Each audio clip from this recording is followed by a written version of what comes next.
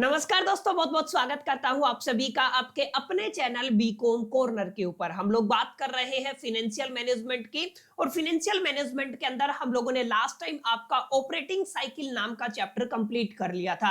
आज हम एक नए चैप्टर को शुरू करेंगे, एक ऐसा चैप्टर जो आपका प्रैक्टिकल भी रहेगा, थ्योरेटिकल भी रहेगा। आपके प्रोग्राम और ओनर्स के एग्जामिनेशन के अंदर अक्सर इस चैप्टर से 15 नंबर की न्यूमेरिकल और कभी कभी आप लोग देखेंगे 6 नंबर की थ्योरी भी पूछी जाती है। उम्मीद करता हूं आप सभी मेरे साथ आखिरी तक जरूर जुड़े रहेंगे और अगर आपको कंटेंट पसंद आता है, वीडियो यूजफुल लगता है तो इस वीडियो को लाइक करके अपने दोस्तों के साथ शेयर जरूर करेंगे। बहरहाल विदाउट वेस्टिंग द टाइम चलिए शुरू करते हैं। देखिए, जैसा कि मैंने आपको बताया, वर्किंग कैपिटल की अगर आप लोग बात करते हैं तो वर्किंग कैपिटल के अंदर अक्षर 15 नंबर की न्यूमेरिकल एग्जामिनेशन के अंदर आ जाती है और पहले इस चैप्टर के अंदर हम पढ़ेंगे आपका प्रैक्टिकल पोर्शन। प्रैक्टिकल पोर्शन बिल्कुल थोड़ा सा है, आसान है, आपको समझ में भी आ जाएगा। उसके बाद एक क्लास के अंदर मैं आपको टीच करने वाला हूं इसकी जितना भी थ्योरेटिकल पार्ट रहेगा। तो सबसे पहले आप लोग समझिए, जब भी आप लोग वर्किंग कैपिटल की बात करते हैं, अब जब आप लोग क्लास 11th में आए थे, जब आप लोगों ने बिजनेस स्टडी पढ़ना शुरू किया था, तो आप सभी ने देखा होगा कैपिटल का मतलब क्या था। कैपिटल का मतलब आप सभी ने समझा, total money introduce to start a business in the term of asset, in the term of money, whatever you can say. Simple सी लैंग्वेज में आपने यही डेफिनेशन पढ़ी थी कि पैसा एक तरीके से आपको कोई भी बिजनेस शुरू करना है, उस बिजनेस को शुरू करने के लिए जो भी पैसे की टर्म्स में जो भी चीजें आप लोग वहां पे इन्वेस्ट करते हैं या जो पैसा लगाते हैं, उसको क्या कहते हैं? कैपिटल कहते हैं। लेकिन ये जो कैपिटल है, ये वर्किंग कैपिटल है। वर्किंग कैपिटल का पहले मीनिंग समझेंगे, उसके बाद हम लोग आगे फर्दर मूव ऑन करेंगे। अगर आप लोग ध्यान से देखेंगे, अगर आप लोग कहें कि सर एक बार वर्किंग कैपिटल का एक बेसिक मीनिंग समझा दीजिए, तो आप लोग समझिएगा आपका वर्किंग कैपिटल संबंधित है डे टू डे एक्टिविटी से। माने आप लोग क्या कह सकते हैं, किसी भी बिजनेस के अंदर आपका क्या होता है, डे टू डे एक्टिविटीज होती हैं। आप सभी ने पढ़ा होगा क्या होती हैं, आपकी डे टू डे एक्टिविटीज होती हैं। और जितनी भी डे टू डे एक्टिविटीज है, इन सबको मैनेज करने के लिए जो भी कैपिटल लगता है, जो भी पैसा लगता है, जो भी मनी लगता है, उसको हम लोग क्या कहते हैं? उसको हम लोग माय डियर फ्रेंड्स आपका वर्किंग कैपिटल कहते हैं। सिंपल सी बात है, किसी भी बिजनेस के अंदर डे टू डे एक्टिविटी को मैनेज करने के लिए जो भी पैसा लगता है, उसको क्या कहते हैं? हम लोग वर्किंग कैपिटल कहते हैं। और कई कई किताबों में ध्यान दीजिएगा, जब भी आप लोग वर्किंग कैपिटल पढ़ते हैं तो वर्किंग कैपिटल को फर्दर दो पार्ट में ब्रेक करके पढ़ाया जाता है। जैसे अगर मैं बात करूं आपकी दिल्ली यूनिवर्सिटी के अंदर, और अगर आप लोग वर्किंग कैपिटल की बात करते हैं तो वर्किंग कैपिटल को अगर आप लोग थोड़ा सा ध्यान से समझेंगे तो यहाँ पे सबसे पहला आपका पार्ट आता है जो हम लोग पढ़ चुके हैं, that is the operating cycle. यानी कि यहीं पे पढ़ाया जाता है आपको, क्या कहेंगे आप लोग इसको? ऑपरेटिंग साइकिल कहेंगे। सेकंड आपका माय डियर फ्रेंड रहेगा आपका एस्टिमेशन, यानी कि आपको क्या करना है? प्लानिंग करना है, अंदाजा लगाना है। किसका अंदाजा लगाना है? Estimation of the working capital. हम किसकी बात कर रहे हैं? आपके वर्किंग कैपिटल की बात कर रहे हैं। क्लियर? तो आपको ध्यान ये देना है, कई कई किताबों के अंदर, कई कई यूनिवर्सिटीज के अंदर वर्किंग कैपिटल के अंदर आपका ऑपरेटिंग साइकिल पढ़ाया जाता है। कई कई ऐसी यूनिवर्सिटीज हैं जहां पे सेपरेटली आपको पढ़ाया जाता है। हालांकि वर्किंग, अगर आप लोग ऑपरेटिंग साइकिल को पढ़ना चाहते हैं तो ऑपरेटिंग साइकिल को अलग से ही पढ़ना पड़ता है। हमने वर्किंग कैपिटल से पहले किसको अंडरस्टैंड किया है? आपके ऑपरेटिंग साइकिल को अंडरस्टैंड कर लिया है। और ऑपरेटिंग साइकिल के बाद आज हम ध्यान से देखें, अगर आप लोग वर्किंग कैपिटल की बात करते हैं तो हमें क्या करना पड़ेगा? हमें इस चैप्टर के अंदर एस्टिमेशन ऑफ वर्किंग कैपिटल निकालना पड़ेगा। माने किसी भी ऑर्गेनाइजेशन के अंदर जब आप लोग एस्टिमेशन करते हैं, अंदाजा लगाते हैं, एस्टिमेशन का मतलब आप लोग सिंपल लैंग्वेज में क्या कह सकते हैं? आप लोग कह सकते हैं कि सर इसका मतलब क्या होता है? अंदाजा लगाना। यानी कि आपको क्या करना है? अंदाजा लगाना है। किसका अंदाजा लगाना है? आपका वर्किंग कैपिटल का, कि वर्किंग कैपिटल कितनी होगी आपके डे टू डे एक्टिविटी को मैनेज करने के लिए, कितना पैसा एग्जैक्टली आपको चाहिएगा। तो आज का एजेंडा क्या रहेगा? आज का एजेंडा रहेगा estimation of working capital. Operating cycle में आपको पहले ही पढ़ा चुका हूं, उम्मीद करता हूं आप सभी ने वो वाली क्लास अच्छे से लगा ली होगी। क्लियर? अब कुछ बातें हैं जिनका ख्याल हमें और भी रखना पड़ेगा। जब भी आप लोग वर्किंग कैपिटल की बात करेंगे ना, तो जब आप लोग इसको समझते हैं, इसको फॉर्मेट को अंडरस्टैंड करते हैं, तो कई कई बार हम लोग कॉस्ट अकाउंटिंग के काफी कंपोनेंट का यूज करेंगे। याद रखिएगा, कॉस्ट अकाउंटिंग के अंदर भी स्पेसिफिकली अगर आप लोग कॉस्ट शीट की बात करते हैं तो आप लोग इस पर जरूर गौर फरमाइएगा। हालांकि जो भी बच्चे फाइनेंशियल मैनेजमेंट तीसरे सेमेस्टर के अंदर पढ़ रहे हैं उनको थोड़ा समझने में परेशानी होगी, लेकिन जितने भी मेरे भाई बंधु 5वें सेमेस्टर सेमेस्टर के स्टूडेंट है तो आप सभी ने चौथे सेमेस्टर के अंदर आपका आपका जो कॉस्ट अकाउंटिंग है वो पढ़ लिया होगा।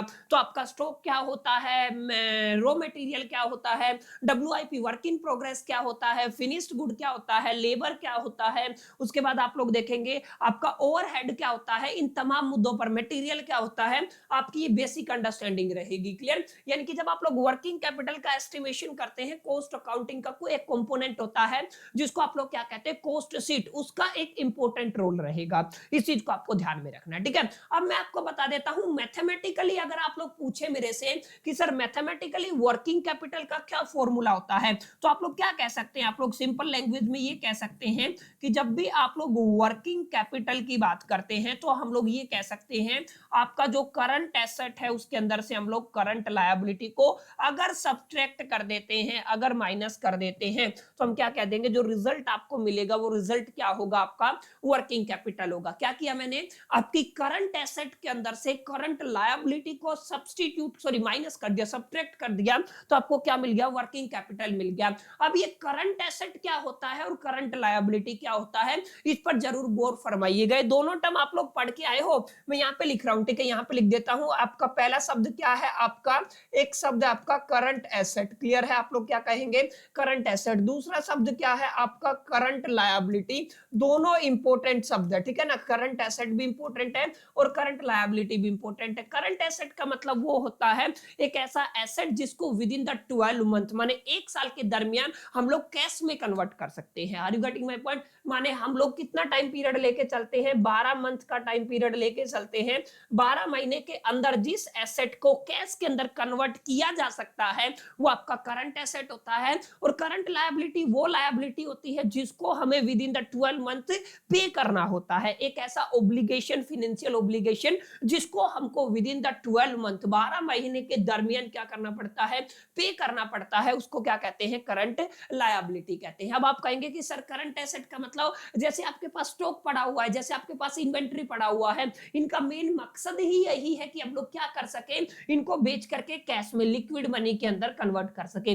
दैट्स इट, सिंपल सी तो बात है ना। और कुछ ऐसी ऑब्लिगेशंस, फाइनेंशियल ऑब्लिगेशन है जिनको हमें एक साल के दरमियान, शॉर्ट टर्म लोन जितने भी होते हैं, अक्सर उनको हमें आपके विद इन द ईयर पे करना पड़ता है। तो ये क्या होंगे, आपके करंट लायबिलिटी होंगे। तो करंट एसेट के अंदर से करंट लायबिलिटी अगर आप लोग माइनस कर देते हैं तो जो आपके पास रिमेनिंग टर्म बचती है, that is a working capital. इसको क्या कहेंगे, वर्किंग कैपिटल। और याद रखिएगा, जो ये मैंने कॉस्ट अकाउंटिंग वाला कॉन्सेप्ट आपको बताया है, ये इसी फॉर्मूले पर मैं लगाऊंगा और इसी फॉर्मूले की बुनियाद पर हम लोग समझेंगे इसके फॉर्मेट को। इसी फॉर्मूले की फाउंडेशन के ऊपर हम लोग तमाम न्यूमेरिकल को प्रैक्टिस करना भी सीखेंगे। तो आई होप कि आपको एक इंट्रोडक्शन वाला पार्ट है समझ में आ गया होगा कि सर वर्किंग कैपिटल का क्या मीनिंग होता है, वर्किंग कैपिटल का फॉर्मूला, सूत्र क्या होता है वर्किंग कैपिटल के अंदर, क्यों कई कई चैप्टर में, कई कई किताबों में, कई कई यूनिवर्सिटी में ऑपरेटिंग साइकिल को पहले पढ़ाया जाता है, फिर आपका estimation of the working capital पढ़ाया जाता है। हम लोगों ने इसको सेपरेटली अलग अलग करके पढ़ा है, अलग अलग वीडियोज आप सभी को मिली है, अलग चैप्टर के नाम से मिली है, आपको कंफ्यूज नहीं होना है। क्लियर? तो आई होप कितनी बातें आपको समझ में आई होंगी। क्लियर? तो बहुत बेसिक बातें हैं, बहुत बुनियादी बातें हैं जिनको आपको समझना जरूरी है। क्लियर? तो ये आपकी बेसिक कैलकुलेशन होगी है। एक इंपॉर्टेंट बात और बताऊंगा, आपको नोट करना है, जब भी आप लोग बात करते हैं ग्रोस वर्किंग कैपिटल की, एक शब्द आएगा आपको जब आप लोग क्वेश्चन सोल्व करेंगे माय डियर फ्रेंड्स, तो आपको एक शब्द मिलेगा जिसको हम लोग क्या कहेंगे, इसको हम लोग कहने वाले हैं ग्रोस वर्किंग कैपिटल। कई बार एग्जाम के अंदर पूछ लिया जाता है, नोट कर लीजिएगा, आप लोग क्या कहते हैं, ग्रोस वर्किंग कैपिटल। इसका मतलब होता है जो भी आपका टोटल करंट लायबिलिटी बनता है, याद रखिएगा, आपने क्या किया, टोटल करंट एसेट है उसको क्या कर दिया आपने, टोटल कर दिया। जो भी आपके पास करंट एसेट है उसको क्या किया है आपने, टोटल कर दिया है। तो आपके पास जो रिजल्ट बना ना, वो क्या बना माय डियर फ्रेंड्स, वो आपका बन गया। उसी को क्या कहोगे आप लोग, ग्रोस वर्किंग कैपिटल। एक होगा ग्रोस वर्किंग कैपिटल, एक होगा आपका net working capital. Are you getting my point? उम्मीद करता हूं बातें समझ में आई होंगी। तो ये वाला पॉइंट आपको जरूर नोट कर लेना है और अपनी किताब के अंदर, कॉपी के अंदर, जो भी आप लोग जहां पर भी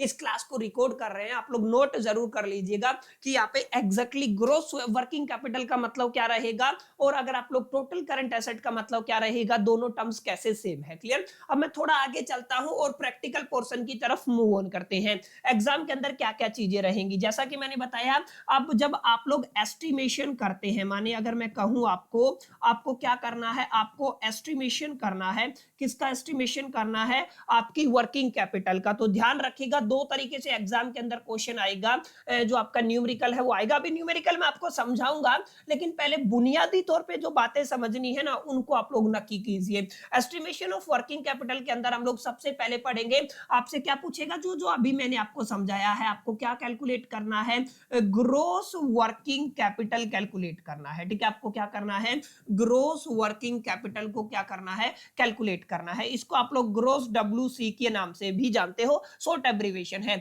इसका मतलब क्या रहने वाला है, इसका मतलब रहने वाला है आपको टोटल कर देना है करंट एसेट को। क्लियर है, आपके पास जितने भी करंट एसेट्स होंगे ना उन सब का अगर आप लोग टोटल ले लेते हैं तो वो क्या देगा माय डियर फ्रेंड्स, वो आपको ग्रोस वर्किंग कैपिटल देगा। क्लियर। इसके बाद एग्जाम के अंदर क्या पूछा जाएगा, आपसे पूछा जाएगा आपको निकालना है नेट वर्किंग कैपिटल। तो आप इसके ऊपर जरूर गौर फरमाइएगा, आपको क्या निकालना है, नेट वर्किंग कैपिटल। जब भी आप लोग नेट वर्किंग कैपिटल की बात करेंगे तो यहाँ पे हमें एक ही फॉर्मूला लगाना पड़ेगा, that is the current asset जो आपका बना है टोटल, ठीक है ना, उसके अंदर से हमें क्या माइनस करना पड़ेगा, हमें आपका करंट लायबिलिटी माइनस करना पड़ेगा। क्लियर। तो ये आपको थोड़ा ख्याल में रखना है, करंट एसेट के अंदर से क्या माइनस करना है, करंट लायबिलिटी को आपको क्या करना पड़ेगा, माइनस करना पड़ेगा। आई होप कि इतनी बातें आपको समझ में आ गई होंगी कि जब भी आप लोग नेट वर्किंग कैपिटल की बात करेंगे तो टोटल करंट एसेट के अंदर से टोटल करंट लायबिलिटी को माइनस करना पड़ेगा, घटाना पड़ेगा। क्लियर है। और अगर आपसे एग्जाम के अंदर पूछा जाता है ग्रोस वर्किंग कैपिटल, तो उस केस में टोटल करंट एसेट आपको निकालना पड़ेगा और उसको आपको यहाँ पे एक तरीके से रिजल्ट है जो प्लस है, जो उसका आंसर है वो निकाल करके आपको एग्जाम के अंदर लिख के आना है। कुछ बातें हैं जिन पर अगर आप लोग गौर फरमाएंगे तभी आपको चीजें समझ में आएंगी। ये तो दो तरीके के सवाल एग्जाम में पूछे जाएंगे। अब कई बार बच्चों के दिमाग में सवाल आता है कि sir current total current asset कैसे करना है, टोटल करंट लायबिलिटी कैसे करना है, उसके लिए मैं आपको एक फॉर्मेट देने वाला हूं। फॉर्मेट से पहले आप लोग समझिएगा, जब भी आप लोग एसेट की बात करेंगे, जब भी आप लोग लायबिलिटी की बात करेंगे, थोड़ा सा मैं उन बच्चे के लिए लिख देता हूं जो बच्चे तीसरे सेमेस्टर के अंदर फाइनेंशियल मैनेजमेंट पढ़ रहे हैं। फाइनेंशियल मैनेजमेंट मैंने बताया ना, कॉस्ट शीट का कुछ हिस्सा हम लोग यूज करेंगे। माय डियर फ्रेंड्स, एक टर्म होता है स्टॉक, आप सभी ने पढ़ा होगा। और जब आप लोग स्टॉक की बात करते हैं ना तो स्टॉक के अंदर तीन फैक्टर हम लोग लेके चलते हैं। सबसे पहले वाला फैक्टर आपका रॉ मटेरियल होता है, आप सभी को पता है। जैसे अगर मैं ध्यान से अगर आपको कोई एग्जांपल दूं तो आप लोग समझ जाएंगे। खाना बनाना है आपको, खाना बनाना, या फिर सिंपल एग्जांपल ले लीजिए, ये किताब बनानी, कोई भी किताब जब आप लोग बनाते, लेट अस से ये किताब को मेरे को तैयार करना है तो सबसे पहले रॉ मटेरियल चाहिएगा। रॉ मटेरियल का मतलब कच्चा माल चाहिएगा कि किताब बनाने के लिए हमें लकड़ी चाहिएगी, फिर हमें फंडामेंटल मशीन्स की जरूरत पड़ेगी, ठीक है, हालांकि। और उसके बाद जब आप लोग प्रिंटिंग की, माने कि आपको जो रॉ मटेरियल इकट्ठा करना पड़ेगा एक पर्टिकुलर प्रोडक्ट को तैयार करने के लिए। तो स्टॉक के अंदर सबसे पहला कंपोनेंट क्या आएगा, रॉ मटेरियल आएगा। स्टॉक के अंदर जो आपका दूसरा कंपोनेंट आता है माय डियर फ्रेंड्स, उसको हम लोग कहते हैं आपका वर्क इन प्रोग्रेस। क्या कहते हैं हम लोग, आपका वर्क इन प्रोग्रेस, जिसको मैं शॉर्ट फॉर्म में WIP के नाम से लिखूंगा। तीसरा जो कंपोनेंट बच्चों रहेगा वो रहेगा आपका फिनिश्ड गुड। क्लियर है, आपका क्या आ जाएगा, आपका फिनिश्ड गुड आ जाएगा। तो तीन कंपोनेंट आपके हो जाएंगे, एक क्या होगा आपका रॉ मटेरियल, एक होगा वर्किंग कैपिटल, दूसरा तीसरा क्या होगा फिनिश्ड गुड। रॉ मटेरियल मतलब कच्चा माल लाके रख दिया है। अब जो आपका वर्क इन प्रोग्रेस का मतलब जो प्रोडक्शन प्रोसेस है उसके दरमियान आपकी चीजें जा चुकी हैं, अभी समय लगेगा, कुछ टाइम बाद जब वो आपका मटेरियल तैयार हो जाता है, आपका जो प्रोडक्ट है वो तैयार हो जाता है, तो उसको क्या कहते हैं, आपका फिनिश्ड गुड कहते हैं। क्लियर। तो रॉ मटेरियल के अंदर एज सच एज आपको कोई डिफरेंट टर्मिनोलॉजी पढ़ने की जरूरत नहीं है, लेकिन गौर फरमाइएगा जब भी आप लोग वर्किंग कैपिटल की बात करते हैं, जब भी आप लोग फिनिश्ड गुड की बात करते हैं, तो यहां पे मैं लिख देता हूं, अगर आप लोग ध्यान देंगे तो आपका जो वर्किंग कैपिटल है, सॉरी वर्क इन प्रोग्रेस है, प्लस में जो आपका फिनिश्ड गुड है, शॉर्ट फॉर्म में मैं लिख रहा हूं आप समझने के लिए कि वर्क इन प्रोग्रेस की बात हो रही है, फिनिश्ड गुड की बात हो रही है। जब भी आप लोग ये कंपोनेंट लेके चलेंगे तो यहाँ पे तीन कंपोनेंट और ऐड करने हैं हमें according to the cost sheet. आप लोग क्या कहेंगे, यहाँ पे सबसे पहले हम लोग मटेरियल की बात करेंगे कि यहाँ पे क्या जरूरत पड़ेगी आपको, मटेरियल की। वर्क इन प्रोग्रेस है, आपका जो प्रोडक्ट है वो प्रोडक्शन प्रोसेस के दरमियान है, तो डेफिनेट सी बात है मटेरियल तो लगा होगा। दूसरा क्या होता है, दूसरा यहाँ पे लेबर होता है, माने कोई ना कोई मेहनत मजदूरी तो लगेगी। तीसरा माय डियर फ्रेंड्स आपका ओवरहेड्स होता है, याद रखिएगा आप लोग क्या कहते हैं इसको, ओवरहेड्स कहते हैं। ओवरहेड्स को मैं O/H से लिखूंगा, कंफ्यूज नहीं होना, ठीक है। ओवरहेड्स का मतलब जो भी एक्सपेंस, जो भी खर्चा हम लोग करते हैं, जैसे लेट अस से कि आपको खाना बनाना है, मेरे को आलू की सब्जी बनानी है, तो मेरे को सबसे पहले रॉ मटेरियल के अंदर क्या चाहिए, मेरे को आलू चाहिए, ठीक है। उसके बाद मेरे को मिर्च, मसाले, तेल और ये सब चीजें चाहिए। तो ये सब चीजें क्या होंगी, ये सब चीजें तो आपकी रॉ मटेरियल होगी। जब आपने आलू काट लिए, आपने सब्जी बनाना शुरू कर दिया, गैस चालू करके सब्जी में छोंक लगा करके प्रॉपर वो प्रोसेस चालू कर दिया, तो जो आपकी सब्जी बन रही है that is the work in progress. आपका जो प्रोडक्ट है वो प्रोडक्शन प्रोसेस के दरमियान है। तो इस केस में देखिए, जब आपका सब्जी चूल्हे पर रखा हुआ है तो मटेरियल लगा, लेबर लगा, ओके। ओवरहेड लगा, कोई भी उसके ऊपर गैस जलता है, उसका भी खर्च होता है, माने जितने भी एक्सपेंस है वो क्या होगा, ओवरहेड का मतलब एक्सपेंस। आप लोग देसी लैंग्वेज में समझिएगा, समझने के प्रोस्पेक्ट से आप लोग ओवरहेड को एक्सपेंस समझिएगा। वैसे जब आप कॉस्ट शीट पढ़ते हैं, कॉस्ट अकाउंटिंग पढ़ते हैं, वहां पे डिटेल में जाकर के हम लोग इन तमाम मुद्दों पर चर्चा करते हैं। बहरहाल आप समझिएगा, तो यहाँ पे इन दोनों के अंदर, वर्क इन प्रोग्रेस के अंदर, फिनिश्ड गुड के अंदर आपको क्या इंक्लूड करना है, मटेरियल, लेबर, ओवरहेड। यानी कि जब भी वर्क इन प्रोग्रेस की बात होगी तो 3 कंपोनेंट आपको गिवन होंगे, जब भी फिनिश्ड गुड की बात होगी तो 3 कंपोनेंट गिवन होंगे, रॉ मटेरियल के अंदर डायरेक्ट आपको गिवन होगा रॉ मटेरियल। क्लियर है? तो आई होप कितनी बातें समझ में आई होंगी कि जब भी आप लोग, दो तरीके के सवाल पूछे जाएंगे। पहला सवाल ग्रोस वर्किंग कैपिटल से जुड़ा हुआ है, दूसरा सवाल नेट वर्किंग कैपिटल से जुड़ा हुआ है। अब जब मैं आपको फॉर्मेट समझाऊंगा तो आपको चीजें समझ में आ जाएंगी बिल्कुल आसान तरीके से। क्लियर है? ये आपको थोड़ा समझना है, इतनी बातें क्लियर रही होंगी। अब एक बात और मैं आपको बता देता हूं जो आप लोग प्लीज नोट कर लीजिएगा, जिसके बिना काफी डिफिकल्टी आपको हो सकती है। नोट क्या करना है, देखिए, अगर आप लोग WIP की बात करते हैं, वर्क इन प्रोग्रेस की बात करते हैं, तो वर्क इन प्रोग्रेस के अंदर सबसे पहला कंपोनेंट आपका होता है मटेरियल का या रॉ मटेरियल का। ठीक है, आप लोग क्या कहेंगे, आप लोग इसको कहेंगे मटेरियल या रॉ मटेरियल। ठीक है, तो मैं यहाँ पे आपका मटेरियल ही लिख देता हूं। ठीक है, दूसरा कंपोनेंट क्या होता है, आपका लेबर का होता है, और तीसरा कंपोनेंट किसका होता है माय डियर फ्रेंड्स, आप लोग समझ लीजिए ओवरहेड का होता है। तो यहां पे आपको गौर फरमाना है, WIP के अंदर अगर आप लोग ध्यान देंगे, मटेरियल का यूज आपका 100% होगा, लेबर का यूज हम लोग एवरेज पकड़ के चलेंगे 50%, और अगर आप लोग ओवरहेड का यूज लेते हैं तो 50%। क्या मतलब है सर, समझ में नहीं आया? देखिए, वर्क इन प्रोग्रेस है, वर्क इन प्रोग्रेस मतलब चूल्हे पर आपकी सब्जी रखी हुई है, बनी तो नहीं है, मटेरियल जितना जाना था जा चुका है। अब इसके ऊपर लेबर हमें मेहनत करनी पड़ेगी, उसको बार बार चलाना पड़ेगा, चेक करना पड़ेगा, और गैस का कंजम्पशन भी होगा। अगर क्वेश्चन कहता है, जब भी आप लोग वर्किंग कैपिटल निकालेंगे और क्वेश्चन ये बोले कि आपका लेबर इतना है, आपका ओवरहेड इतना है, तो डेट्स इट, आपको वही वैल्यू लेनी। लेकिन क्वेश्चन ना बोले ना, तो एवरेज कितना पकड़ के चलेंगे हम लोग, ओवरहेड भी 50%, लेबर भी 50% वर्क इन प्रोग्रेस वाली स्टेज के अंदर, और मटेरियल भी कितना, मटेरियल आपका 100% रहेगा। वहीं अगर आप लोग ध्यान दें, अगर आप लोग तीसरी स्टेज की बात करते हैं जिसको आप लोग फिनिश्ड गुड कहते हैं, तो यहां पे अगर आप लोग मटेरियल की बात करते हैं ना, तो यहां पे क्या होगा, आपका मटेरियल 100% होगा। क्लियर है?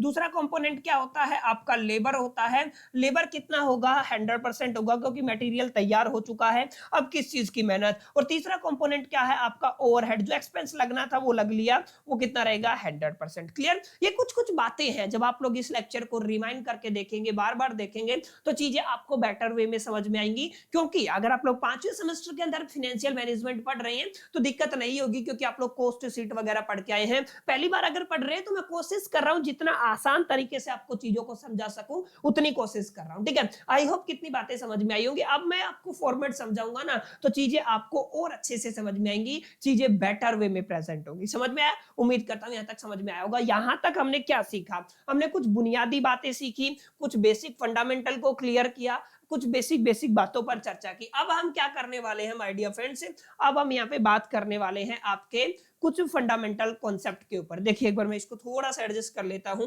ताकि हम यहाँ पे इस चीज को लिख सके। अब मैं आपको क्या पढ़ाऊंगा, अब यहाँ पे मैं आपको पढ़ाऊंगा format of format for calculating या estimation of the working capital. क्या पढ़ना है आपको? आपको वर्किंग कैपिटल निकालना है। वर्किंग कैपिटल के दरमियान आपको कौन सा फॉर्मेट रखना है। क्लियर? ये थोड़ा ध्यान देने वाली बात है। अगर आप लोग इसको समझ गए ना तो समझिए आपका पूरा का पूरा काम हो गया है। ठीक है, तो वही आपका सिंपल सा फॉर्मेट रहता है, नो रॉकेट साइंस, ना ही कोई ऐसा आपको बड़ी चीज समझने की जरूरत है। बिल्कुल सिंपल सा कॉन्सेप्ट। अभी देखिए ध्यान से, क्या करना है आपको? पर्टिकुलर्स वगैरह लेना है, वही सारी चीजें हैं जो आप लोग पढ़ते आए हैं अक्सर अपने अलग अलग सेमेस्टर के दरमियान। ठीक है ना, तो एक मिनट में इसको हटा देता हूँ, थोड़ा सा सही तरीके का हम लोग यहाँ पे बना लेते हैं। Yes, that's it.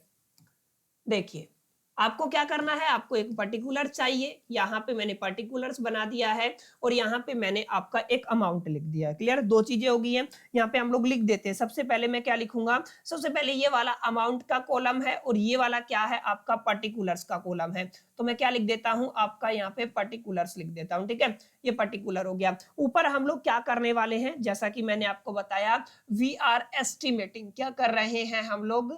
एस्टिमेशन या estimating, estimating of working capital. किसकी बात हो रही है यहाँ पे? वर्किंग कैपिटल की बात हो रही है कि हमें क्या एस्टिमेट करना है? वर्किंग कैपिटल को क्या करना है? एस्टिमेट करना है। क्लियर? आई होप कितनी बातें आपको समझ में आई होंगी। तो अब इसको जरा ध्यान से समझिएगा पैटर्न को, क्योंकि एस्टिमेशन जब भी आप लोग करते हैं तो एस्टिमेशन के अंदर दो कंपोनेंट आते हैं। जैसे पहला कंपोनेंट मैंने आपको बताया, सबसे पहले हमें क्या कैलकुलेट करना है? हमें करंट एसेट को कैलकुलेट करना है। तो सबसे पहला कंपोनेंट क्या आएगा आपका? करंट एसेट्स आ जाएंगे। क्लियर है? आप लोग क्या करेंगे?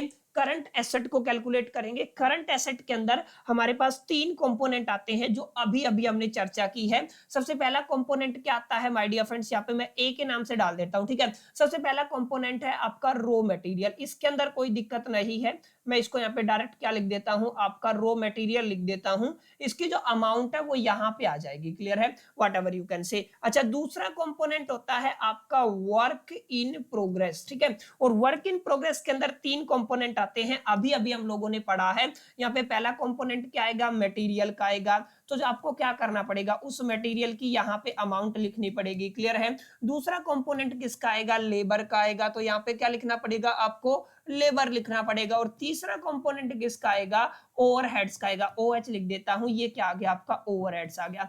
इन सबको, तमाम कॉन्सेप्ट को अगर आप लोग टोटल करते हैं तो जो आपको रिजल्ट मिलता है वो किसका रिजल्ट मिलता है? वो आपको मिलता है वर्क इन प्रोग्रेस का। ठीक है, अच्छा यहाँ पे एक कंपोनेंट और आता है। क्या आता है? एक कंपोनेंट और आता है हमारा, वर्क इन प्रोग्रेस हो गया है और आपका रॉ मटेरियल हो गया है। अब तीसरा कंपोनेंट क्या था? फिनिश्ड गुड था। यहाँ पे भी तीनों कंपोनेंट आ जाएंगे। क्या कहेंगे हम लोग? आप इसको आप लोग कहेंगे फिनिश्ड गुड। ठीक है, तो आप लोग क्या कहेंगे? Finished good. ये सेम चीजें मेरे को चाहिए, दैट्स व्हाई मैं इनको सेम को यहाँ से क्या कर लेता हूँ? कॉपी कर लेता हूँ और नीचे लिख देता हूँ। ठीक है, ताकि चीजें यहाँ पे दोबारा हमें लिखना ना पड़े। ठीक है, दैट्स इट। यस, अब देखिए इसको, यहाँ पे अमाउंट आ जाएगा, यहाँ पे क्या बन जाएगा आपका? फिनिश्ड गुड बन जाएगा। तो तीन कंपोनेंट हो गए। रॉ मटेरियल आपने लिखा, WIP वर्क इन प्रोग्रेस आपने लिखा, फिनिश्ड गुड आपने लिखा। इसके अलावा एक चीज और आप लोग यहाँ पे ऐड कर दीजिएगा, जिसको हम लोग कहते हैं आपका, एक होता है क्रेडिटर, एक होता है डेटर। तो हम लोग क्या लिखेंगे? आपका डेटर लिखेंगे। तो आप लोग क्या लिख देंगे? आपका डेटर्स लिखेंगे।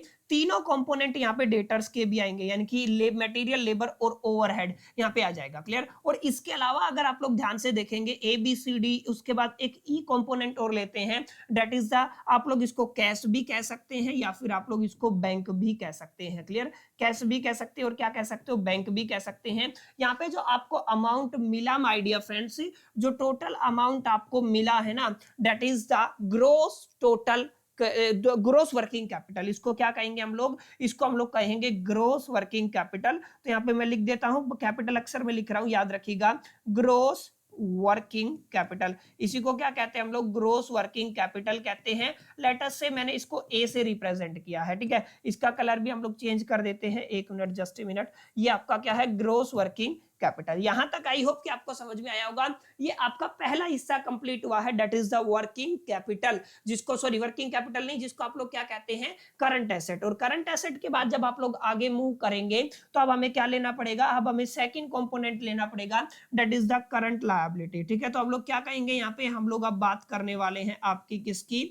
करंट लायबिलिटी की। और करंट लायबिलिटी के केस में 3 केस हम लोग लेके चलेंगे। सबसे पहले आप लोग लेके चलेंगे लेबर का, यस आप सॉरी मटेरियल ले लीजिए या रो मटेरियल ले लीजिए, ठीक है। तो क्या हो गया आपका मटेरियल या रो मटेरियल। दूसरा क्या हो जाएगा आपका, दूसरा हो जाएगा लेबर। ओके, यहाँ पे क्या लिख देंगे हम लोग, आपका लेबर लिख देंगे। इसको मैं थोड़ा सा आगे एक्सटेंड कर देता हूँ ताकि चीजें बेटर वे में समझ में आए। तीसरा क्या लिख देंगे हम लोग, ओवरहेड्स लिख देंगे। यहाँ पे इसका अमाउंट आ जाएगा टोटल और यहाँ पे इसका अमाउंट आ जाएगा। आप सेपरेटली भी लिख सकते हैं, अगर आप लोग सेपरेटली लिखना चाहें तो सेपरेटली यहाँ पे मैं लिख देता हूँ, चलो कंफ्यूज ना हो, ताकि आप लोग, यहाँ पे मैंने इन तीनों का अमाउंट लिख दिया और ये क्या हो गया आपका टोटल हो गया। यहाँ पे जो आपको मिला ना, that is the total current liability. आप लोग क्या कहेंगे इसको, टोटल करंट लायबिलिटी, जिसको मैंने किससे रिप्रेजेंट कर दिया, बी से। अमाउंट क्या आया है आपका, ये वाला आ गया, क्लियर है। यहाँ पे क्या आया है, ये वाला अमाउंट आया, क्लियर। ये आपको इस तरीके का फॉर्मेट तैयार करना है। जब भी आप लोग क्वेश्चन को टैकल करते हैं तो ये फॉर्मेट आपका बनेगा ही बनेगा, ठीक है। तो उम्मीद करता हूँ चीजें समझ में आई होंगी, ये वाला फॉर्मेट आपको समझ में आया होगा। अब क्या करना है, अब हमें वही अपना काम करना है कि सर कीजिए। अगर आप लोग ध्यान से देखेंगे, अगर आप लोग इन तमाम कॉन्सेप्ट को निकाल लेते हैं तो आपको क्या मिल रहा है, यहाँ पे आपका पहला पार्ट मिल रहा है आपको ग्रोस वर्किंग कैपिटल। क्या मिल रहा है, ग्रोस वर्किंग कैपिटल, जिसको आप लोग क्या कह सकते हैं, जिसको आप लोग कह सकते हैं टोटल करंट एसेट, क्लियर है। ये क्या है आपका टोटल करंट एसेट है। तो यही तो मैंने आपको इनिशियल लेवल पे बताया था, टोटल करंट एसेट किसके इक्वल होता है, ग्रोस वर्किंग कैपिटल के इक्वल होता है, ठीक है। अब हमें क्या करना है, ग्रोस वर्किंग कैपिटल का तो डायरेक्ट निकलना आ ही गया। अब हम क्या निकालेंगे, अब हम निकालेंगे नेट वर्किंग कैपिटल। याद रखिएगा फॉर्मूला क्या बनेगा, नेट वर्किंग कैपिटल। तो अब नेट वर्किंग कैपिटल के लिए मैंने क्या बताया था, जब भी आप लोग नेट वर्किंग कैपिटल को निकालना चाहते हैं तो हम लोग क्या करेंगे, टोटल करंट एसेट ले लेंगे। माने आप लोग क्या कहेंगे, टोटल करंट एसेट, और इसके अंदर से हमें क्या कर देना माय डियर फ्रेंड्स, आपका माइनस कर देना है। माइनस क्या करना है हमें, टोटल करंट लायबिलिटी को, ठीक है। तो आप लोग क्या लेके चलेंगे, टोटल करंट लेबिलिटी या लायबिलिटी, ठीक है। ये आपको ध्यान में रखना है, यानी कि इन शॉर्ट में नेट करंट एसेट या नेट करंट वर्किंग कैपिटल, आप लोग क्या कहेंगे, net working capital is equal to the A minus में बी। और ए माइनस में बी क्या है, ए आपका ये वाला टोटल करंट एसेट है और बी क्या है आपका टोटल करंट लायबिलिटी है। सिंपल एंड स्ट्रेट फॉरवर्ड आपका फॉर्मेट रहेगा, आपका कोई रॉकेट साइंस है नहीं, सिंपल सिंपल बातें हैं। क्वेश्चन को जब आप लोग अप्रोच करेंगे, क्वेश्चन को टैकल करेंगे तो आप लोग इजीली समझ पाएंगे कि ये सारा क्या लफड़ा रहने वाला है, क्लियर। आई होप कि इतनी बातें आपको समझ में आई होंगी। चलिए अब प्रैक्टिकल मुद्दे पर आते हैं ताकि मैं आपको बेटर वे में समझा सकूं। सबसे पहले आपको ध्यान में रखना है, जब भी आप लोग लेबर कैलकुलेट करते हैं, मटेरियल कैलकुलेट करते हैं, जब भी आप लोग ओवरहेड कैलकुलेट करते हैं, यहीं पे मैं आपको बता देता हूं, ठीक है। जब भी आप लोग एक तमाम चीजें करते हैं, यानी कि आपको नोट कर लेना है, नोट क्या कर लेना है, क्वेश्चन के अंदर जब भी आपको क्या दिया जाए कैलकुलेट करना हो, आपको लेबर को कैलकुलेट करना हो, आपको मटेरियल को कैलकुलेट करना हो और आपको ओवरहेड्स को कैलकुलेट करना हो, ठीक है। आपको क्या करना है, ओवरहेड्स को कैलकुलेट करना हो तो आपको वहां पे टाइम मिलेगा, वीक्स के हिसाब से है तो वीक्स मिलेगा, डेज के हिसाब से है तो डेज मिलेगा, अगर मंथ के हिसाब से है तो मंथ मिलेगा, क्लियर। उसके बाद आपको ध्यान क्या रखना है, सेकंड बात आपको ध्यान रखनी है कि जब भी आप लोग, एक तो टाइम पीरियड हो गया है, प्लस में नंबर ऑफ यूनिट्स आपको मिलेंगी, यानी कि कितनी यूनिट्स आपकी हैं। जैसे अगर आप लोगों को डेज के हिसाब से करना है तो number of units per day, अगर आपको मंथ के हिसाब से करना है तो number of units per day, अगर आपको वीक के हिसाब से करना है तो number of units per week, clear है। तो ये आपका दो डेटा मिलेगा। प्लस में ध्यान रखिएगा, जब भी आप लोग लेबर जो आपका होता है, मटेरियल होता है और ओवरहेड होता है, उन सब के लिए कॉस्ट गिवन होता है, वो खैर क्वेश्चन में बात करेंगे। तो ये तीनों चीजें आपको आनी चाहिए, समझ में आया। ये तीनों चीजों पर मुद्दे पर चर्चा करेंगे। जैसे अगर किसको इस क्वेश्चन की बात करता हूं मैं, तो इसको मैं जस्ट डुप्लीकेट कर लेता हूं ताकि बेटर वे में आपको समझा सकूं। क्वेश्चन रीड कीजिएगा, यहाँ पे क्या लिखा हुआ है, अमाउंट पर यूनिट क्या दिया हुआ है, रॉ मटेरियल का अमाउंट आपको कितना दिया हुआ है my dear friends, raw material का अमाउंट आपको दिया हुआ है करीब 100 रुपए, ठीक है। अगर आप लोग देखेंगे लेबर का 40 है, ओवरहेड का 80 है, टोटल कितना है 220 है। याद रखिएगा सेलिंग का यहाँ पे 240 दिया हुआ है, हमारा सेलिंग से कोई लेना देना नहीं है, हमारा इस कॉस्ट से लेना देना होता है, ठीक है। लेवल ऑफ एक्टिविटी, एक सवाल दिया गया है, एक बात लिखी हुई है per annum, level of activity, ध्यान दीजिएगा क्वेश्चन के अंदर क्या दिया हुआ है, क्वेश्चन के अंदर दिया हुआ है लेवल ऑफ एक्टिविटी। तो यहां पे मैं लिख रहा हूं, जब भी क्वेश्चन के अंदर आपको गिवन होता है लेवल ऑफ एक्टिविटी, एक्टिविटी, याद रखिएगा ये क्या है, लेवल ऑफ एक्टिविटी। इसका मतलब ये टोटल प्रोडक्शन है, क्या है आपका, टोटल प्रोडक्शन है। टोटल प्रोडक्शन का मतलब साल का है, तो साल का जैसे आपको दिया हुआ है 1,04,000 यूनिट, क्लियर है, आपका क्या दिया हुआ है, 1,04,000 यूनिट गिवन है, और ये पर ईयर है, याद रखिएगा किसका है, पर ईयर है। और अगर आप लोग आगे क्वेश्चन को देखेंगे तो डेटा किस में गिवन है, वीक में गिवन है, तो आपको पता होना चाहिए ये जो आपका प्रोडक्शन है ये वीकली कन्वर्ट करना पड़ेगा आपको। मतलब अगर मैं कहूं प्रोडक्शन पर वीक, यानी कि आप लोग क्या कहेंगे, अगर आप लोग सिंपल लैंग्वेज में क्या कह सकते हैं, प्रोडक्शन पर वीक, तो आपको एक साल का प्रोडक्शन कितना दिया हुआ है, 1,04,000 गिवन है, क्लियर है। और आपको क्या करना है, वीकली प्रोडक्शन निकालना है। तो वीक कितने होते हैं एक साल के अंदर, 52 होते हैं। कई बार क्वेश्चन में दे दिया जाता है, कई बार नहीं दिया जाता है, तो आपको अपनी कॉमन अंडरस्टैंडिंग के बेस पे क्वेश्चन को टैकल करना है। तो मैं क्या करूंगा, इसको 52 से डिवाइड कर दूंगा। 52 को अगर आप लोग मल्टीप्लाई करते हैं 2000 से, यानी कि आई थिंक मेरे हिसाब से 2000 आना चाहिए, क्लियर है, कितना आ जाएगा, ये आपका 2000 आ जाएगा। 2000 यूनिट्स पर वीक, ये आपका प्रोडक्शन क्या आया है, 2000 यूनिट्स पर वीक, ये थोड़ा आप याद रखिएगा, ये आपके एक वीक का प्रोडक्शन आया है। तो हमारा एक काम तो हो गया है, पर वीक का प्रोडक्शन कितना आया माय डियर फ्रेंड्स, 2000 यूनिट आ गया है। अब क्या करना है, अब हमें आपका वही फॉर्मेट तैयार करना है जो फॉर्मेट अभी अभी हम लोग पढ़ के आए हैं, क्लियर है। उसी फॉर्मेट के बिहा पे हम लोग अपनी कैलकुलेशंस को करने वाले, ज्यादा बड़ा मैं यहाँ पे लेने वाला नहीं हूं, जितनी हमें जरूरत है हम लोग उसी तरीके से चीजों को यहाँ पे टैकल कर लेते हैं। जैसे आपको क्या करना है, सबसे पहले आपको पर्टिकुलर्स का कॉलम बनाना है और एक अमाउंट का कॉलम बनाना है, दैट्स इट, उससे बाहर आपको जाना नहीं है। ये आपका पर्टिकुलर्स और ये आपका अमाउंट हो गया, क्लियर है। अब यहाँ पे हम लोग लिखना शुरू करते हैं। इसको थोड़ा सा मैं छोटा कर लेता हूं ताकि जब हम कैलकुलेशन करें तो वहां पे भी हमारी चीजें एग्जिस्ट कर सके। तो यहाँ पे क्या आ जाएगा, अमाउंट आ जाएगा, यहाँ पे क्या आ जाएगा, आपका पर्टिकुलर्स आ जाएगा। क्वेश्चन को ध्यान से समझिएगा माय डियर फ्रेंड्स, बड़ा ही इंपॉर्टेंट क्वेश्चन है। हम लोग क्या कर रहे हैं, हम लोग एस्टिमेशन ऑफ वर्किंग कैपिटल कर रहे हैं, याद रखिएगा क्या कर रहे हैं, एस्टिमेशन ऑफ वर्किंग कैपिटल, ठीक है। अब समझिएगा मेरी बात, सबसे पहले आपका क्या निकालना है, हमें सबसे पहला पॉइंट निकालना है करंट एसेट। तो हम लोग यहाँ पे क्या लिखेंगे, हम कैलकुलेट कर रहे हैं करंट एसेट को, और करंट एसेट के अंदर हमारा पहला पॉइंट क्या रहता है, हमारा पहला पॉइंट रहता है ए पॉइंट, जिसको हम लोग क्या कहने वाले हैं, जिसको हम लोग कहने वाले हैं रो मटेरियल। क्या कहेंगे हम लोग, रो मटेरियल। शॉर्ट फॉर्म में मैं इसको आरएम से लिख देता हूं, एक बार मैं इसको नंबरिंग हटा देता हूं। मैंने सबसे पहले क्या लिखा, रो मटेरियल लिखा। रो मटेरियल का मतलब क्या है, सबसे पहले आपको यूनिट का प्रोडक्शन देखना है, आपकी 2000 यूनिट एक वीक में प्रोड्यूस हो रही है। और रॉ मटेरियल को अगर आप लोग ध्यान से देखते हैं तो रॉ मटेरियल का स्टॉक आपको कितने टाइम तक रखना है, 4 वीक तक रखना है। दिख रहा है क्वेश्चन के अंदर, 4 वीक तक रॉ मटेरियल के स्टॉक को रखना है, तो 4 वीक तक हम लोग रख देंगे। मल्टीप्लाई में इसकी कॉस्ट कितनी है, रॉ मटेरियल की अगर आप लोग कॉस्ट करते हैं 100 रुपए कॉस्ट है, तो हम लोग क्या करेंगे, इसको कितने से मल्टीप्लाई करा देंगे, 100 से मल्टीप्लाई करा देंगे। तो ये आपका टोटल रॉ मटेरियल क्या आ जाएगा, कैलकुलेट हो जाएगा। 4 दूनी 8 और आपका कितना है 5 जीरो है, माने आप लोग क्या कह सकते हैं 8 के आगे कितना है आपका 5 जीरो है, तो आपका कितना बन जाएगा 8 लाख अमाउंट बन जाएगा। क्लियर, पहला पॉइंट समझ में आया कि नहीं, रॉ मटेरियल कैलकुलेट हो गया है। अब उसके बाद सेकंड पॉइंट के अंदर हम लोग क्या कैलकुलेट करते हैं, WIP वर्क इन प्रोग्रेस, जहां पर हम लोग 3 फैक्टर लेके चलते हैं। अगर आप सभी को याद हो तो सबसे पहले वाला फैक्टर क्या होता है, आपका मटेरियल होता है, तो हम लोग यहाँ पे मटेरियल को कैलकुलेट करेंगे। ध्यान दीजिएगा 2000 यूनिट्स आपको कैलकुलेट करनी है, तो 2000 यूनिट आपकी हो गई है, मल्टीप्लाई करना है मटेरियल को कितने टाइम तक होल्ड करना। देखिए वर्क इन प्रोग्रेस कैलकुलेट कर रहे हैं और वर्क इन प्रोग्रेस के अंदर आपको 2 वीक तक कैलकुलेट करना है। अब मेरी बात को ध्यान दीजिएगा, वर्क इन प्रोग्रेस वाला अगर आप लोग सेगमेंट लेके चलते हैं, वर्क इन प्रोग्रेस मटेरियल तो आपका 100% होगा, लेकिन लेबर और ओवरहेड आपका 50% होगा। क्या होता है अभी समझाऊंगा, ध्यान देना, ठीक है। इस बात पर जरूर गौर फरमाना, जो मैं बातें आपको बता रहा हूं। मैं इसको थोड़ा सा साइड में कर रहा हूं, चलिए इसको थोड़ा एक्सटेंड कर लेते हैं ताकि हम अच्छे से इसको कैलकुलेट कर पाए, ठीक है। इसको थोड़ा सा साइड में कर लेता हूं, यहां पे देखिए, यस।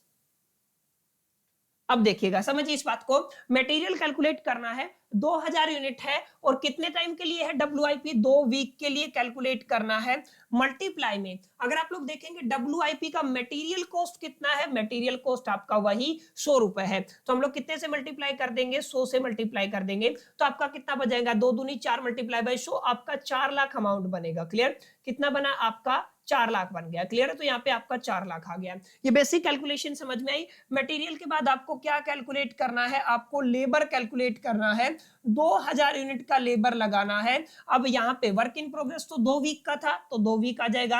अगर आप लोग ध्यान से देखेंगे लेबर की कॉस्ट कितनी है आपकी, 40 रुपए है, ये तो होगी लेबर की कॉस्ट। अब माय डियर फ्रेंड ध्यान से समझिएगा, जब भी WIP की बात करते हैं यहाँ पे लिखा हुआ भी है 50% आपको लेबर लेके चलना है, तो ये टोटल है, ये अमाउंट क्या है आपका टोटल, इसका कितना लेके चलेंगे 50%। अब कहेंगे मटेरियल का क्यों नहीं लिया भाई, मटेरियल का 100% था, 100% का मतलब 100/100 आपका कैंसिल हो जाएगा, तो 100% किसका लेके चलना है आपका वर्क इन प्रोग्रेस के अंदर मटेरियल का, लेकिन लेबर और ओवरहेड का 50% लेके चलना है। अब यहाँ पे देखिए ध्यान से देखेंगे आपका कितना हो जाएगा, 4 दूनी 8 और 8 दूनी कितना हो जाएगा 16, यानी कि आपका कितना बना है, आपका 16 बना है और आगे कितने हैं 4 जीरो हैं, तो कितना अमाउंट बनेगा 16 और आगे कितने हैं आपके 4 जीरो हैं। कैलकुलेट कीजिए, इकाई, दहाई, सैकड़ा, हजार, 10,000, लाख, 1,60,000, इसका कितना करना है 50% करना है, कितना करना है 50%। समझ में आई मेरी बात, कितना करना है 50%, तो 1,60,000 का 50% कितना आ जाएगा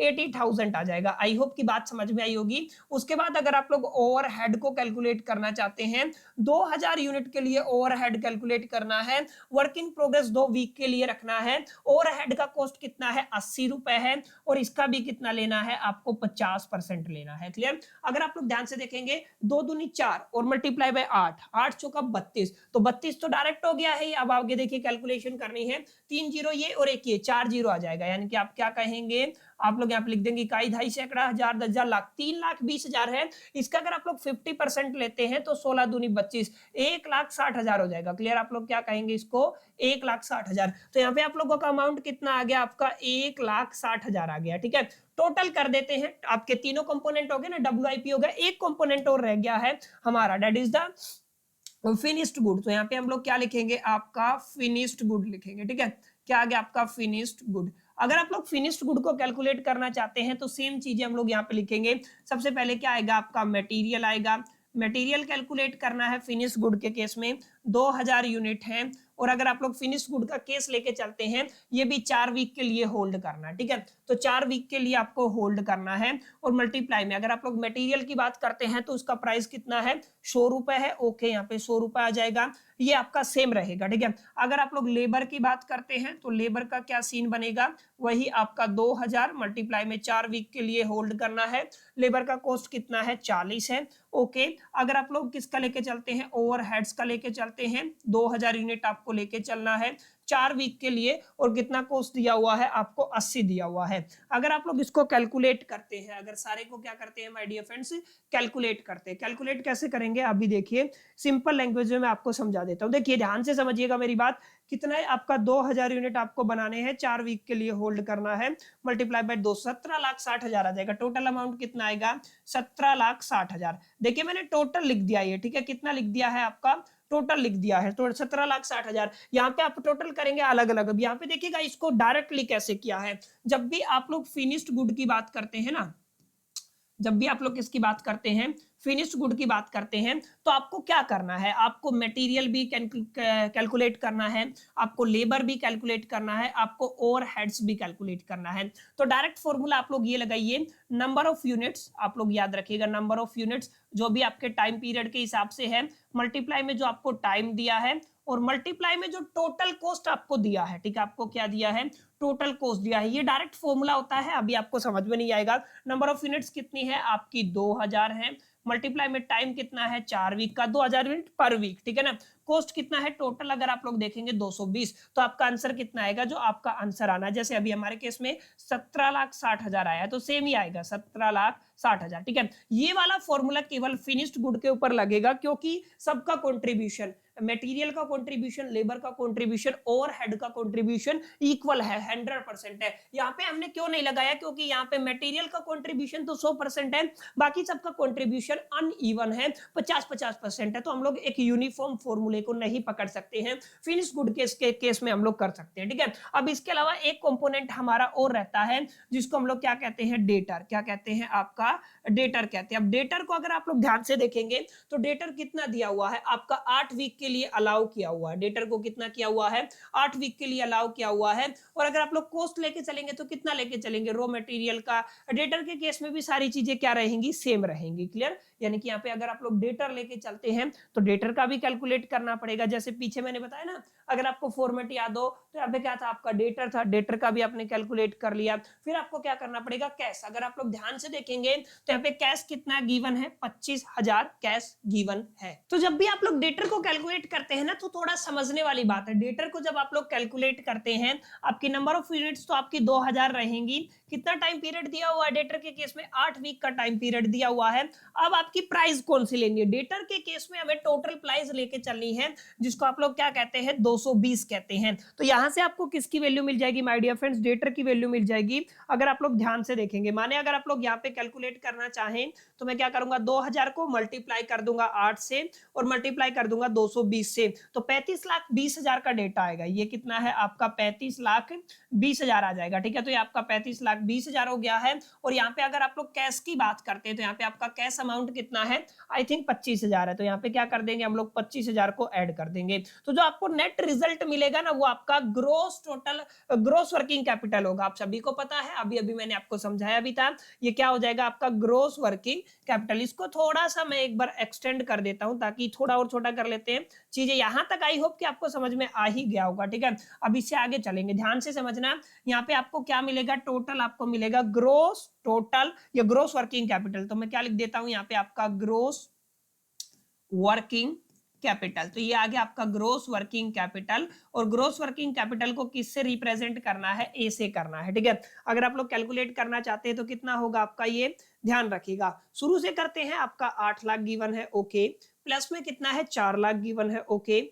उसके बाद प्लस में गिवन है आपका 1,60,000 गिवन है, ठीक है, ओके। कितना हो गया आपका, 1,60,000 हो गया है, ठीक है। बीच में 80,000 भी था, तो ओके। प्लस में कितना हो जाएगा, 80,000 हो जाएगा। प्लस में 17,60,000 है, ओके। इसको भी ऐड कर दिया। प्लस में कितना है, 35,20,000 है, ओके। ये कितना हो गया आपका, 35,20,000। प्लस में आपका 25,000 गिवन है, तो कितना हो गया आपका, 25,000 गिवन हो गया। 67,45,000 बनता है। टोटल कितना बनता है, 67,45,000। ये क्या आ गया my dear friends, total. What is this, this is the value of A, या फिर आप लोग क्या कह सकते हैं इसको, ग्रोस वर्किंग कैपिटल। अब दूसरा पार्ट क्या होता है जो हमें कैलकुलेट करना होता है, that is the current liability. ध्यान रखिएगा, this is the current liability. अगर आप लोग करंट लायबिलिटी को देखें तो सबसे पहला फैक्टर क्या गिवन है, सबसे पहला फैक्टर आपको मटेरियल गिवन है। याद रखिएगा क्या गिवन है आपको, मटेरियल गिवन है, ठीक है। तो सबसे पहला फैक्टर क्या है आपका, मटेरियल है। अगर आप लोग यहां से मटेरियल को कैलकुलेट करते, याद रखिएगा मटेरियल, और प्लस में अगर आप लोग यहाँ पे लेबर और ओवरहेड की बात नहीं है, केवल किसकी बात है, वेज की बात है, तो दूसरा क्या आ जाएगा आपका, वेजीज आ जाएगा। तो सबसे पहले अगर आप लोग मटेरियल को कैलकुलेट करना चाहते हैं, वही आपकी 2000 यूनिट है। अगर आप लोग लायबिलिटी के केस में देखेंगे तो मटेरियल को कितने टाइम तक होल्ड करना है, ठीक है। ये देखिए, क्रेडिटर होल्ड सप्लायर 4 वीक तक होल्ड करना है, तो कितना हो जाएगा, 4 वीक और मल्टीप्लाई में मटेरियल का वैल्यू कितना था, 100 रुपए था, ठीक है। अगर आप लोग वेजेस की बात करते हैं तो 2000 यूनिट है, मल्टीप्लाई में कितने वीक के लिए वेजेस को होल्ड करना है, 1/2। देखिए आपका 1/2 है, माने आपका 1.5 वीक तक आपको होल्ड करके चलना है, ठीक है। तो आप लोग कितना ले लेंगे, 1.5 वीक ले लेंगे। मल्टीप्लाई में अगर आप लोग वेजेस की बात करते हैं, वेजेस का मतलब ये होता है आपका ओवरहेड। क्या होता है आपका, और नहीं, वेजेस का मतलब होता है आपका वेजेस क्या गिवन है, lag in payment of the wages. Wages के पेमेंट में लैग है, तो आपका 40 होना चाहिए। I think, let me check कि आपका यहाँ पे जब भी वेजेस की बात करते हैं तो वेजेस के केस में हमें क्या लेके चलना पड़ता है। देखिए, वेजेस के केस में हमें एग्जैक्टली डायरेक्ट लेबर क्या लेके चलना पड़ेगा, डायरेक्ट लेबर। तो याद रखिएगा, डायरेक्ट लेबर किसके अंदर होता है, वेजेस के अंदर आपका क्या होता है, डायरेक्ट लेबर होता है। तो हमें कैलकुलेट करना पड़ेगा कितना, 40 के हिसाब से। बस इन दोनों को क्या कर देंगे, टोटल कर देंगे। टोटल करेंगे तो करिए इसको, टोटल कितना बनता है आपका, आपका बनेगा ये 2000 मल्टीप्लाई में आपका कितना है, 4 वीक है, मल्टीप्लाई में आपका 100 है, तो ये तो आपका 8 लाख ही बनता है। ये अमाउंट तो कितना बनता है आपका, 8 लाख बनता है। प्लस में अगर आप लोग देखेंगे ध्यान से 2000 है आपका, मल्टीप्लाई में कितना है आपका 1.5 है, और मल्टीप्लाई में कितना है 40 है, तो ये 1,20 बनता है, यानी कि कितना हो गया 1,20,000। अगर आप लोग इनको टोटल कर लेते हैं तो क्या बनता है, ये आपका बनता है, यहाँ पे लिख देता हूं किसी दूसरे कलर से, यहाँ पे ये बनेगा आपका टोटल करंट लायबिलिटी। क्या कहेंगे आप इसको, टोटल करंट लायबिलिटी, जिसको आपने 20 से रिप्रेजेंट किया था, ये बनेगा आपका टोटल 9,20,000। मैं यहाँ पे लिख देता हूँ 9,20,000। ठीक है, ये क्या आ गया आपका 9,20,000। तो यहाँ पे आपको मिला क्या, 9,20,000 का डेटा मिल गया है। बस अब आपको क्या करना है, अब आपको दोनों चीजों का रिजल्ट लिख देना है। रिजल्ट इन द सेंस, ध्यान से समझिएगा मेरी बात को, क्या बताया मैंने आपको बताया सबसे पहले हमें क्या निकालना है, ग्रोस वर्किंग कैपिटल। ठीक है, तो आप लोगों ने निकाल लिया gross working capital, that is A से रिप्रेजेंट किया है, तो ए से रिप्रेजेंट किया तो उसकी वैल्यू कितनी है, इसकी वैल्यू है आपकी 67,45,000। आपका कितना है, 67,45,000। ओके, ये पहला पॉइंट था। सेकंड पॉइंट क्या है आपका, टोटल करंट लायबिलिटी। आप लोग सिंपल लैंग्वेज में क्या कहेंगे इसको, टोटल करंट लायबिलिटी, जिसको आप लोग बी से रिप्रेजेंट करते हैं, दैट इज 9,20,000। ठीक है, तो आप लोग क्या कहेंगे इसको, 9,20,000। 9,20,000 ही था ना, यस 9,20,000। अब मेरे को निकालना है आपका ग्रोस वर्किंग कैपिटल, नहीं नेट वर्किंग कैपिटल या टोटल वर्किंग कैपिटल, WC। ठीक है ना, नेट वर्किंग कैपिटल। तो क्या करूंगा, ए के अंदर से क्या कर दूंगा, बी माइनस कर दूंगा, माने मैं 67,45,000 के अंदर से माइनस करना है 9,20,000। क्लियर, अगर आप लोग इस डेटा को ध्यान से देखें तो 67,45 में से 67,45,000 के अंदर से मेरे को 9,20,000 माइनस करना। ठीक है, तो 5825, यानी कि आपका क्या आ जाएगा, net working capital is equal to the 582500। ठीक है, ये आपका आंसर आ गया है। तो दोनों चीजें हमने कैलकुलेट की, किस तरीके से आप लोग तमाम वर्किंग कैपिटल को, नेट वर्किंग कैपिटल को, टोटल वर्किंग कैपिटल को कैलकुलेट कर सकते हैं, किस तरीके से माय डियर फ्रेंड्स आप लोग ग्रोस वर्किंग कैपिटल को कैलकुलेट कर सकते हैं। तो ये आपका कुछ इस तरीके का क्वेश्चन है, और ये वो सवाल है जो आपके एग्जामिनेशन के अंदर रिपीट हुआ है और 15 नंबर आपको दिला सकता है। मेरा सिंपल सा फंडा यही है कि आपको पहले सारे कॉन्सेप्ट क्लियर करा दूं, फॉर्मेट क्लियर करा दूं, उसके बाद वो तमाम क्वेश्चन हम लोग प्रैक्टिस करें जिनके एग्जामिनेशन में आने की प्रोबेबिलिटी, पॉसिबिलिटी, चांसेस, संभावना बहुत ज्यादा रहती है। तो ज्यादा लंबा मैं लेक्चर को खींचूंगा नहीं, क्योंकि चीजें नई है इस चैप्टर के अंदर, ओवरहेड वगैरह सब नया है, आपको मल्टीपल टाइम्स प्रैक्टिस करना पड़ेगा, तभी आपको चीजें समझ में आएंगी। तो ये सारी चीजें उम्मीद करता हूं आपको क्लियर रही होंगी। आज की क्लास आपको अच्छी लगी होगी, पसंद आई होगी। देखिए क्लास कैसी लगी कमेंट करके जरूर बताइएगा। अगर आपको अच्छी लगी है, यूजफुल लगी है, तो इस वीडियो को लाइक करके अपने दोस्तों के साथ जरूर शेयर कर दीजिएगा। ये आपकी क्लास 1 थी, मिलते हैं क्लास 2 के अंदर। जब तक के लिए मैं तो सुल दी बाय, स्टिल कीप लर्निंग।